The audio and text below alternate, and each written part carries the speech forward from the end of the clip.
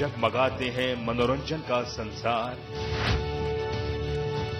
लगाते हैं यादों का अंबार।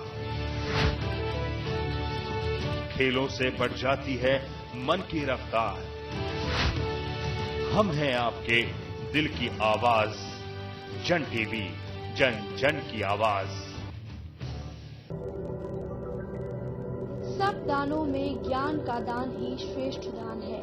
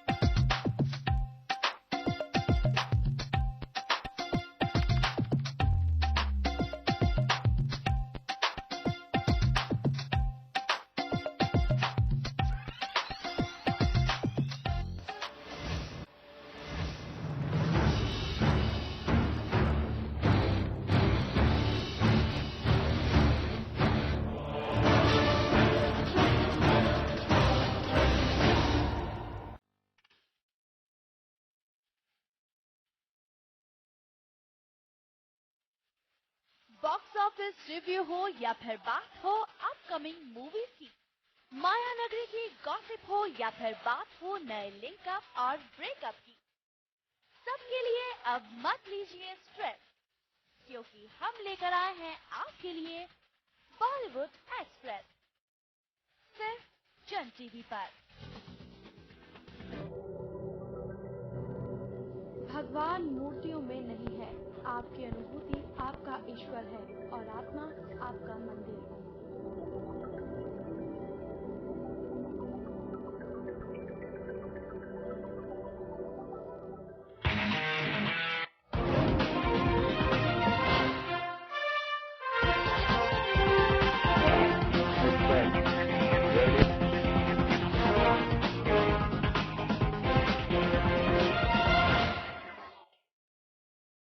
जन टीवी में स्वागत आपका। मैं हूं योगेंद्र। आप देख रहे हैं खास खबर।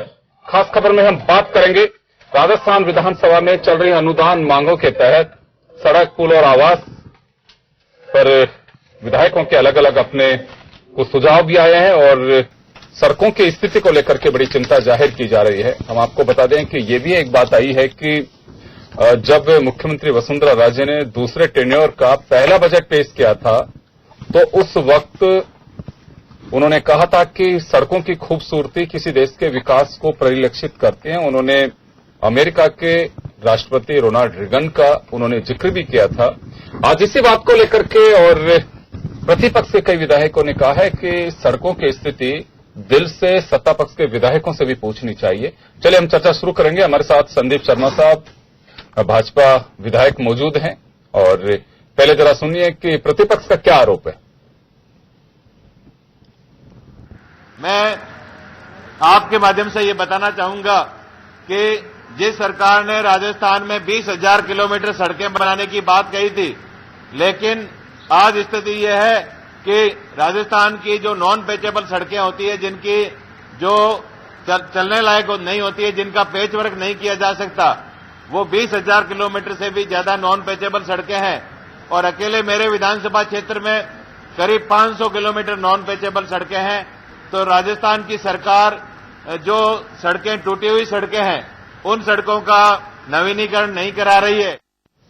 तो चले, सड़कों की स्थिति को लेकर के बताया जा रहा है कि 20,000 किलोमीटर से अधिक नॉन पेचेबल सड़कें हैं और हर विधायक की यही है कि मिसिंग लिंक और गौरव पथ, उसमें दोनों बातें निकल करके सामने आ रही हैं। एक तरफ सत्ता पक्ष के सदस्य ने साफ कहा है कि गौरव पथ पंचायतों पर एक बड़ा कह सकते हैं कि वरदान साबित हो रहे हैं, सीसी रोड बन रहे हैं। और दूसरी तरफ प्रतिपक्ष के सदस्यों का कहना है कि इस समय दोहरा व्यवहार किया गया है कि जो कांग्रेस के सदस्य हैं या प्रतिपक्ष के अन्य पार्टियों के सदस्य हैं, उनके साथ ऐसा नहीं किया गया है। और दूसरा ये भी कहा जा रहा है कि सड़कों के अंदर भी दोयम दर्जे का व्यवहार किया जा रहा है। आवास की अगर बात करें तो 2022 तक सबको आवास, ये स्लोगन के साथ में केंद्र और राज्य सरकार आगे बढ़ रही है और सबको आवास मिलेगा, इसको लेकर के पहल की जा रही है। मुख्यमंत्री ने बांसवाड़ा से इसका आगाज कर दिया है, प्रधानमंत्री पहले कर चुके हैं। और आवास की चर्चा के दौरान बहुत ज्यादा सुझाव तो सड़कों की तरह नहीं आए। मुझे लगता है कि सड़क वास्तव में जरूरत है, एक आवश्यकता बनी हुई है और आवास आपके जीवन के साथ में जुड़ा हुआ है। लेकिन सुझाव ये आ रहे हैं कि जन आवास योजना जो है उसमें भी कई तरह की कोताहियां और लेकुनात सामने आ रहे हैं, उसे दुरुस्त किया जाना चाहिए। चलिए संदीप शर्मा साहब, स्वागत आपका। मैं आपसे जानना चाहूंगा कि सड़कों को लेकर के सरकार का लगातार ये दावा है कि सड़कों का विकास किया है, सड़कों पे हमने पैसे खर्च किए हैं, लेकिन बावजूद उसके आप अगर प्रश्नकाल को देखें, शून्यकाल को देखें और अब जब उस पर डिबेट हुई तो उसमें भी सड़कों की माली स्थिति को लेकर के बड़ी चिंता जाहिर की जा रही है। हर सरकार का यही दावा होता है कि सड़कें हमने खूब बनाई हैं, लेकिन बावजूद उसके प्रदेश के जो हालात विधानसभा में सामने आते हैं वो तो बड़े चौंकाने वाले हैं। प्रतिपक्ष अच्छे कामों का भी विरोध करता है और आंकड़ों के आधार पर और वास्तविकता के आधार पर यदि हम देखें तो राज्य सरकार ने 3 वर्ष में 20,822 करोड़ की लागत से 4,281 गांवों और ढाणियों, मजरों को सड़क से जोड़ा है। और ये ऐसा कार्य है कि वास्तव में जहां कांग्रेस सरकार के समय के हम देखें तो उन्होंने 5 वर्षों में मात्र 2,993 करोड़ रुपए खर्च कर केवल 12,554 किलोमीटर लंबाई की सड़कों को जोड़ा था, जबकि इन 3 वर्षों में भारतीय जनता पार्टी की सरकार ने, माननीय मुख्यमंत्री वसुंधरा राजे के निर्णय ने लगभग 15,278 किलोमीटर लंबाई की नवीन सड़कों का निर्माण 4,637 करोड़ रुपए की लागत से कर लिया है, जो लगभग 5 साल में किए गए कार्य का भी दुगना है। कितनी अधिक सड़कें वहां बनी है।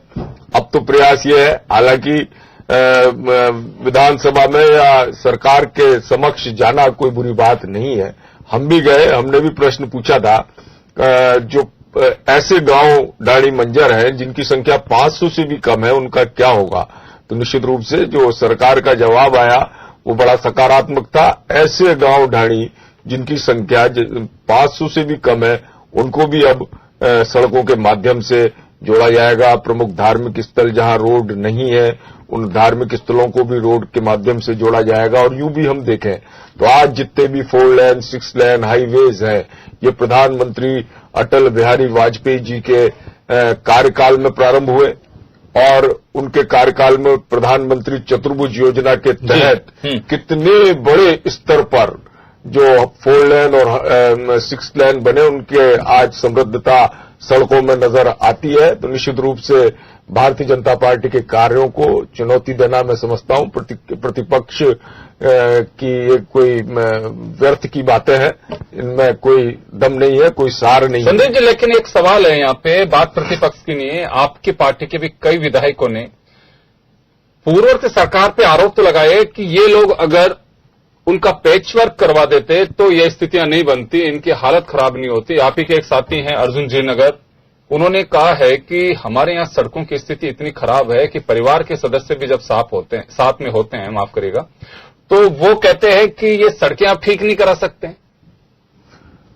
निश्चित रूप से कहीं कोई सड़क रह गई होगी और उसको सदन के माध्यम से जहां अवगत करा दिया जाता है, तो माननीय मंत्री राजस्थान सरकार के जो पीडब्ल्यूडी मंत्री हैं वो भी गंभीर है और सरकार इसको पूरी चुनौती के साथ लेती है, क्योंकि सड़कों का जाल जिस तरीके से बिछा हुआ है एक बड़ा चुनौतीपूर्ण कार्य है और उसको सही करना, क्योंकि सड़क में डामरीकरण के बाद जिस तरीके से ठेके होते हैं उन ठेकों में भी वो जो उनके समय होता है उससे पूर्व खराब हो जाती है। तो इसमें गंभीर मॉनिटरिंग की बात हमने बार बार उठाई है, गंभीर मॉनिटरिंग की आवश्यकता है और निश्चित रूप से जो सड़कें समय अवधि से पूर्व खराब हो जाए उनकी जिम्मेदारी है ठेकेदारों की जो उसको बनाते हैं कि उसको सही रखरखाव के साथ रख सके और नई सड़कें जहां आवश्यकता है वहां सरकार पूरी गंभीरता के साथ प्रयास कर रही है।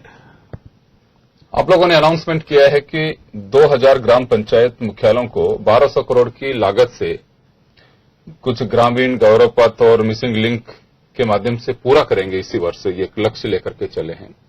लेकिन मिसिंग लिंक को लेकर के काफी चर्चाएं हैं कि उसमें उपेक्षा का आरोप लगाया जाता है कि हमारे जो यानी कि प्रतिपक्ष के जो लोग हैं, मिसिंग लिंक, गौरव पथ, जैसा मैंने स्टार्टिंग में भी आपसे कहा था, ये जो 200 ग्राम पंचायतों की बात कर रहे हैं और दूसरा एक और आंकड़ा आपका आ रहा है 3000 कुछ ग्राम पंचायतों का कि उन्हें भी पूरी तरह से जोड़ा जाएगा, जबकि एक आबादी का एक फैक्टर बना रखा आपने, कितनी आबादी है तो उनको सभी को जोड़ा जाएगा। दूसरा, हर जिला मुख्यालय को 4 लेन से जोड़ा जाएगा, ये भी एक है। अभी इस पे सवाल उठ रहे हैं कि जिला मुख्यालयों को तो सबसे पहले जोड़ना चाहिए।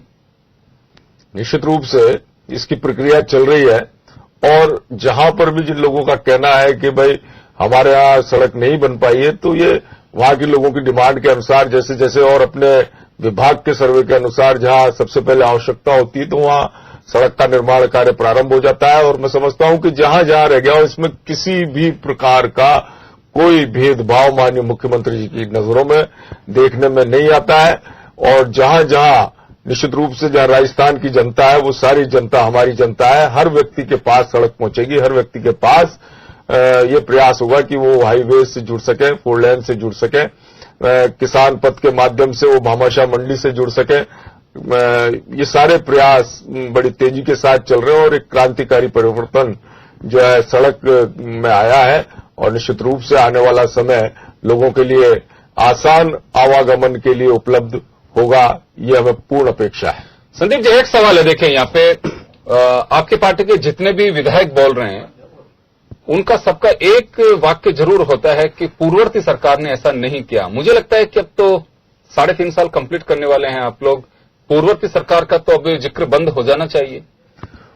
ये एक विषय है जो लिंकअप करने के लिए और तुलना करने के लिए, और निश्चित रूप से तुलना करना हमारा अधिकार है, क्योंकि वास्तव में हमने जिस गर्त में राजस्थान को पूर्ववर्ती सरकार ने डुबो दिया था, हालांकि मैं भी ये बात कह रहा हूं, पर ये वास्तविकता है कि जिस प्रकार कर्जे के बोझ में राजस्थान की जनता डूबी हुई थी, उस कर्जे के बोझ से राजस्थान की जनता को निकालकर और एक नई राजस्थान के विकास की कहानी लिखी है, तो उसमें हम गौरवान्वित हैं और इसको कई बार कहना भी पड़ता है। और चूंकि जब प्रतिपक्ष सदन की मर्यादाओं के आचरण के विपरीत कार्य करता है तो उनको चेताना पड़ता है कि आपकी सरकार ने ये किया, हम इतना कर रहे हैं, उसके बाद भी आप लोग संतुष्ट नहीं है, तो ये बड़े दुख का विषय होता है। आवास की अगर बात करें, क्योंकि आवास में अनुदान मांगों में है, तो आवास 2022 का आप लक्ष्य लेकर के चल रहे हैं, अफोर्डेबल हाउस पॉलिसी आप लेकर के आए, सीएम आवास योजना जिसके तहत, तो माना जा सकता है कि 2022 तक स्लम फ्री, क्योंकि प्रधानमंत्री और मुख्यमंत्री दोनों एक लक्ष्य लेकर चल रहे हैं। प्रधानमंत्री जी का और माननीय मुख्यमंत्री जी का सपना है कि हर व्यक्ति को आवास मिले और निश्चित रूप से इनमें कार्य प्रारंभ हो चुके हैं। जितनी भी कच्ची बस्तियां हैं जहां लोगों का जीवन यापन बहुत निम्न रूप से है, जहां वो गंदे पानी के बीच में बीमारियों के मध्य रह रहे हैं, वहां निश्चित रूप से बहुत बड़े प्रयासों की आवश्यकता है।